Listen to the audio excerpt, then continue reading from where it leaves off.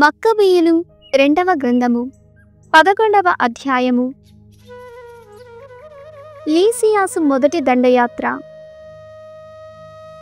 రాజునకు బంధువు, సంరక్షకుడు, మంత్రి లీసియాసు జరిగిన సంగతులనెల్లా తెలుసుకొని ఆగ్రహము చెందెను. అతడు 80,000 కాలిబంటులను తన రౌతులనందరినీ ప్రోగు చేసుకొని యూదుల మీదికి దండెత్తి వచ్చెను. యెరూషలేమును గ్రీకుల నగరముగా మార్చివేయవలయునని అతని తలంపు. మరియు ఇతర ఆరాధన మందిరముల మీద వలె యెరూషలేము దేవాలయము మీద కూడా పన్ను విధింపవలయునని ప్రధాన యాజకుని పదవిని ఏటేటా వేలము పెట్టి అమ్మవలయునని అతడు సంకల్పించుకొనెను. అతడు వేలాదిగానున్న తన కాలిబంటులను, రౌతులను, తన 80 ఏనుగులను చూచి పొంగిపోయేనే కాని దైవ బలమును లెక్కలోకి తీసుకోడయ్యను. లీసియాసు యోదయ మీదికి దాడి చేసి యెరూషలేమునకు 20 క్రోసుల దూరముననున్న బేత్సూరు దుర్గమును ముట్టడించి పీడింపజొచ్చెను. యూదాయు ప్రజలను లీసియాసు తమ దుర్గమును ముట్టడించుచున్నాడని విని కన్నీరు కాచుచు శోకించుచు దేవునికి మొరపెట్టుకొనిరి.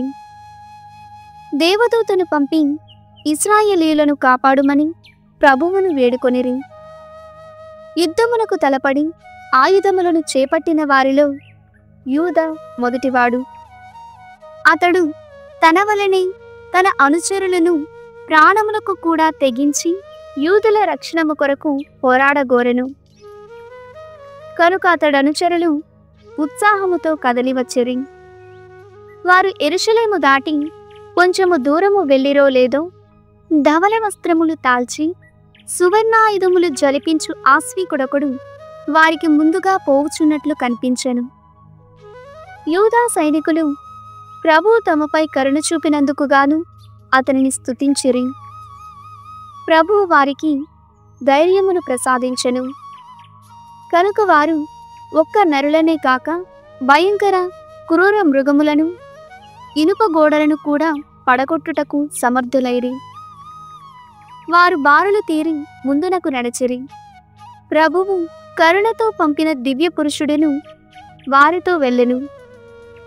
ఆ సైనికులు సింహము వలె శత్రు సైన్యము మీదికి దూకి 11,000 మంది కాలిబంటులను, 1,600 మంది రౌతులను మట్టుపెట్టిరి.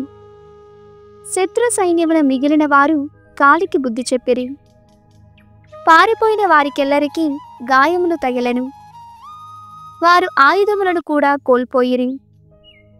లీసియాసు కూడా పిరికివాని వలె పారిపోయి ప్రాణములు దక్కించుకొనెను. లీసియాసు సంధి చేసుకొనుట. లీసియాసు ఆలోచన లేనివాడు కాదు. అతడు తన ఓటమిని గూర్చి పరిశీలించి చూచుకొని మహాబల సంపన్నుడైన ప్రభువు యూదుల తరపున పోరాడి వారిని గెలిపించెనని గ్రహించెను. కనుక అతడు యూదుల యొద్దకు దూతల నంపి న్యాయసమ్మతముగా సంధి కుదుర్చుకొందమని చెప్పించెను. రాజులకు కూడా యూదులతో స్నేహము కుదుర్తునని చెప్పించెను. యూదా తన ప్రజలకు ఏది మేలో ఆలోచించి చూచి లీసియాసు సూచించిన సంధి అంగీకరించెను. యూదా ఇశ్రాయేలీయుల తరపున లిఖితపూర్వకముగా లీసియాసునకు సమర్పించిన విన్నపములనెల్లా రాజు అంగీకరించెను.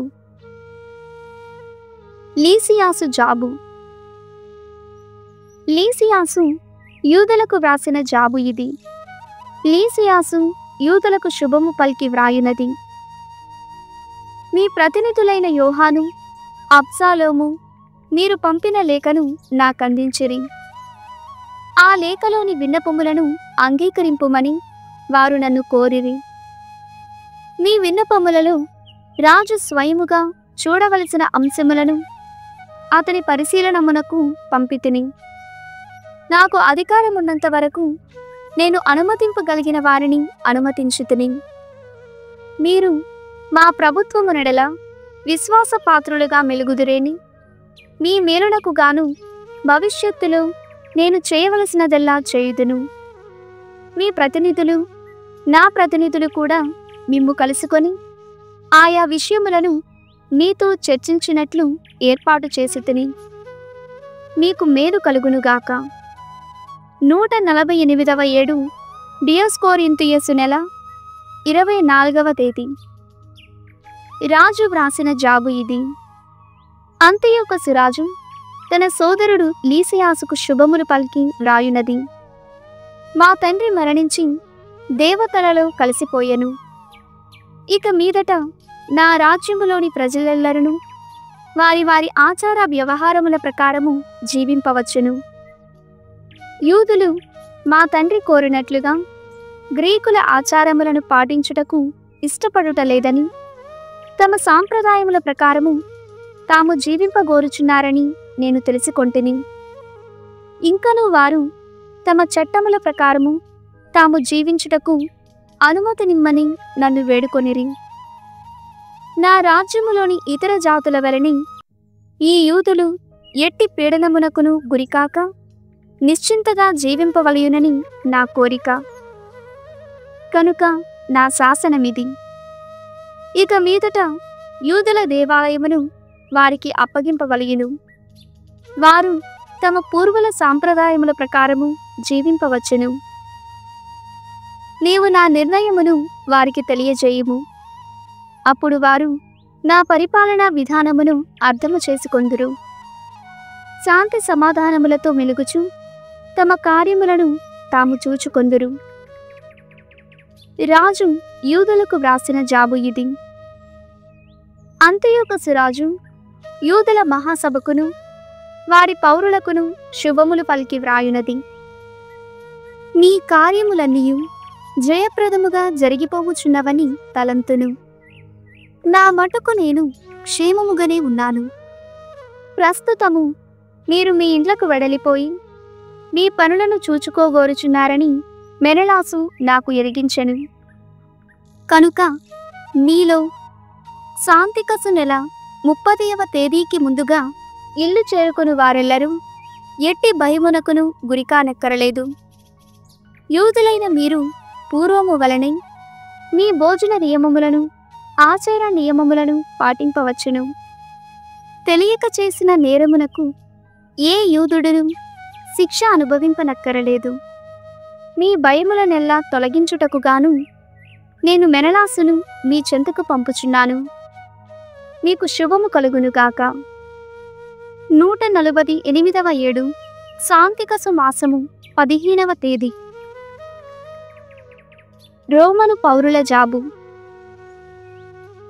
రోము పౌరులు కూడా యూదులకు జాబు పంపిరి. రోము ప్రజల ప్రతినిధులైన క్వింటసు, మెమ్మియసు, టైటసు, మానియసు యూదులకు శుభములు పలికి వ్రాయినది. రాజు సోదరుడు లీసియాసు మీకు ప్రసాదించిన ప్రత్యేక సదుపాయములకు మేమును ఆమోదము తెలుపుచున్నాము. మేము ఇప్పుడు అంటియోకియాకు వెళ్ళబోవుచున్నాము. లీసియాసు మేము గూర్చి రాజు పరిశీలనమునకు పంపిన అంశములు జాగ్రత్తగా పరిశీలించి చూడుడు. వారిలో మీకు ముఖ్యమని తోచిన సంగతులను మాకు వెంటనే తెలియజేయుడు. ఆ అంశములను గూర్చి మేము రాజునకు మనవి చేయుదుము. మీ అభిష్టమును తెలియజేయుచు వెంటనే ఇచ్చటికి దూతలనంపుడు. మీకు శుభము కలుగునుగాక. 148వ సంవత్సరము శాంతికసు మాసము 15వ తేదీ. సొలొమోను జ్ఞాన గ్రంథము 11వ అధ్యాయము. ఎడారిని దాటిన ఇశ్రాయేలీయులు. జ్ఞానము పవిత్ర ప్రవక్త ద్వారా ఇశ్రాయేలీయులకు విజయమును వసగెను. వారలు నరులు వసింపని మరుభూమి గుండా ప్రయాణము చేసిరి. జన సంచారము లేని తావులలో విడిది చేసిరి. తమ శత్రువులనెదిరించి పోరాడిరి. ప్రభు, ఆ ప్రజలు దప్పికగొనినప్పుడు నీకే మనవి చేసిరి. నీవు శిఖరాగ్రము నుండి వారికి నీరొసగితివి.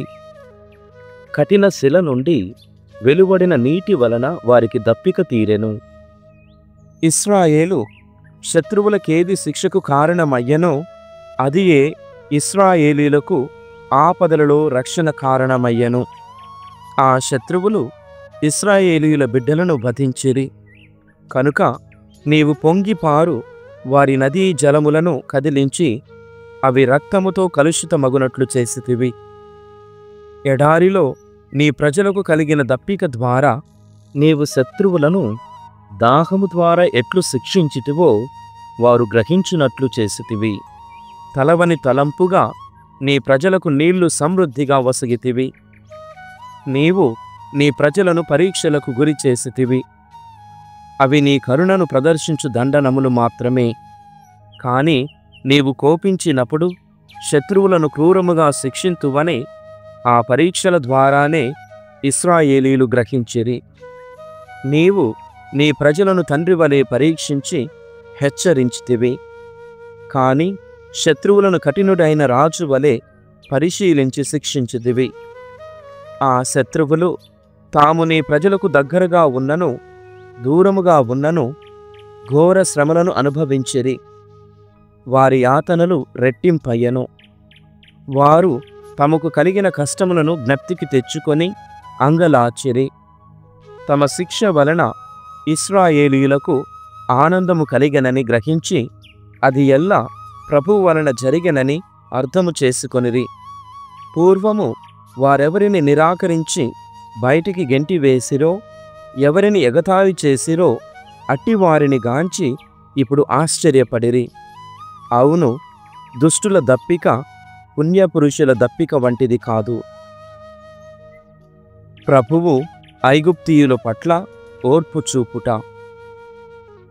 ఆ విరోధులు తమ దుష్టత్వము వలన మూర్ఖులై జ్ఞానము లేని సర్పములను హేయములైన మృగములను కొల్చిరి. కనుక నీవును జ్ఞానరహితములైన ప్రాణుల ద్వారానే వారిని శిక్షించి వారు చేసిన పాపముల వలననే వారు శిక్షింపబడుదరని వారికి నేర్పితివి. ప్రభు రూపరహితమైన పదార్థము నుండి ఈ జగత్తును సృజించిన మహాశక్తిమంతుడవు. అట్టి నీవు తోడేళ్ల మందను లేక క్రూర సింహములను ఆ శత్రువుల మీదికి పంపి వారిని శిక్షించి ఉండవచ్చును. లేదా నీవు నూతన మృగములను సృజింపగా అవి ఉగ్రరూపము తాల్చి ముక్కు పుటముల నుండి అగ్నికణము లెగజిమ్మి భీకరముగా గర్జించి పొగలు వెడలగ్రక్కి నేత్రముల నుండి నిప్పు రవ్వలు చిమ్మెడివి. ఆ ఘోర మృగములు శత్రువుల మీద పడి వారిని చంపనక్కరలేదు. వాని ఘోరాకారమును గాంచిన వెంటనే వారు భయపడి చచ్చరివారు. అసలీ మృగములతో కూడా అవసరము లేకుండగానే కేవలము నీ శ్వాస మాత్రమే వారిని మట్టుపెట్టి ఉండెడిది. నీ న్యాయము నీ శక్తి వారిని హతమార్చియుండెడిది. కాని నీవట్లు చేయవు. నీవు చేయు కార్యములనెల్లా కొలిచి లెక్కపెట్టి తూచి చేయుతువు. ప్రభువు కరుణ. నీవు నీ మహాశక్తిని ఏ క్షణమునైనా ప్రదర్శింపగలవు. నీ మహాబలమును ఎదిరించగలవాడెవడు? నీ దృష్టిలో ఈ సర్వ ప్రపంచము తక్కెడ సిబ్బిని కూడా వాల్చజాలని చిన్న ఇసుక రేణువు వంటిది. ఉదయము నేల మీద రాలిన మంచు బిందువు వంటిది. అయినను నీవన్నిటినీ చేయగలవు. కనుక అందరినీ దయతో చూతువు. నీవు నరుల తప్పిదములను ఉపేక్షించి వారికి పశ్చాత్తాపపడుటకు అవకాశమునిత్తువు.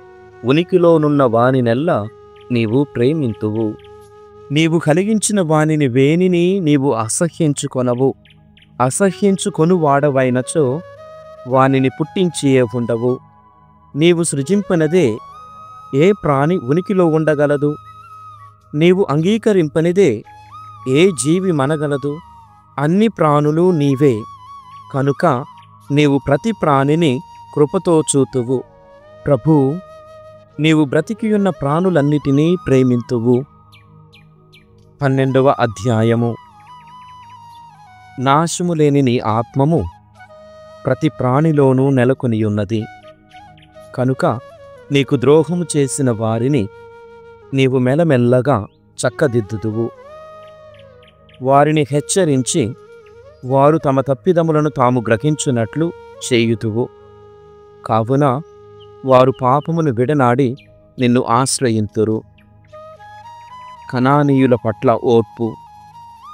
పూర్వము నీ పవిత్ర దేశమును వసించిన వారు హేయమైన కార్యములు చేసిరి, కనుక నీవు వారిని అసహ్యించుకుంటివి. వారు మంత్ర విద్యకును అపవిత్ర ఆరాధనమునకును పాల్పడిరి. క్రూర బుద్ధితో తమ శిశువులను చంపిరి. ఉత్సవములలో నరమాంసమును నరరుధిరమును ఆరగించిరి.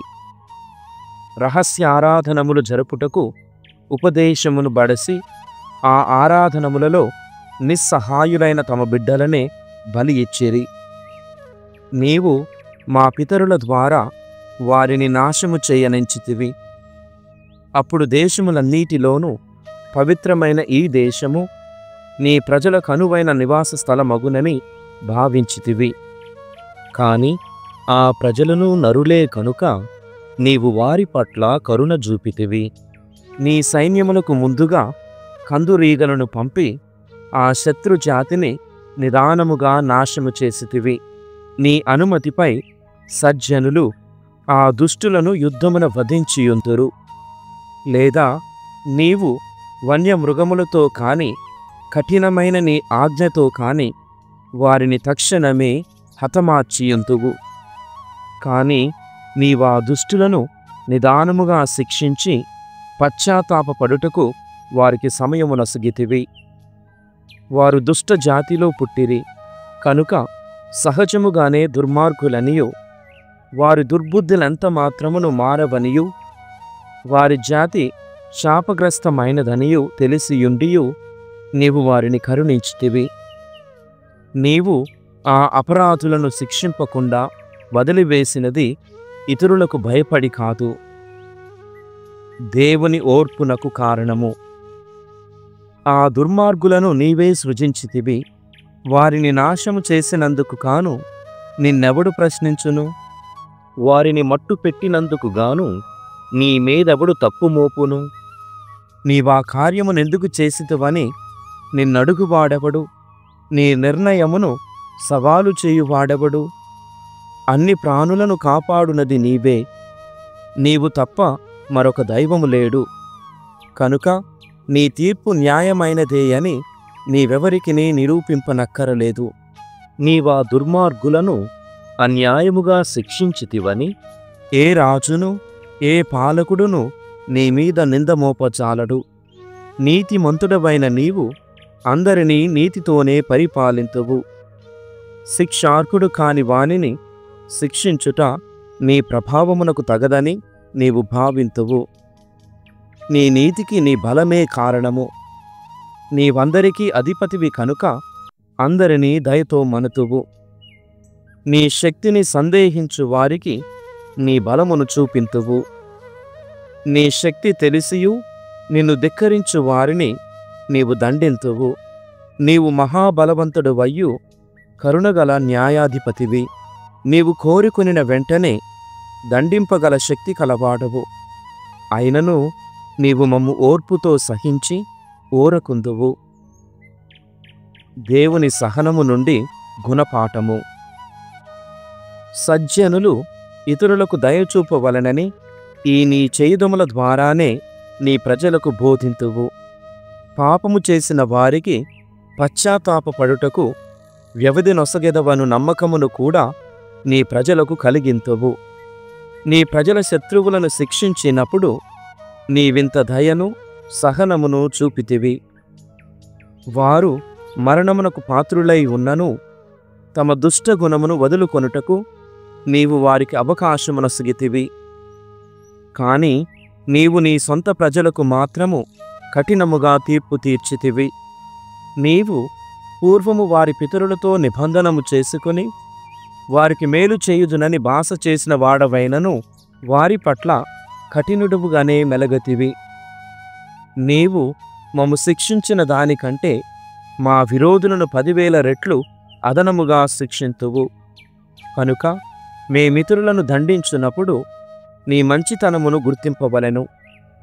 నీవు మమ్ము దండించున్నప్పుడు మేము నీ కరుణను నమ్మవలెను. ఐగుప్తీయులకు శిక్ష. బుద్ధిని కోల్పోయి దుష్ట కార్యములు చేయు వారిని ఆ దుష్ట కార్యములతోనే నీవు కఠినముగా శిక్షించితివి.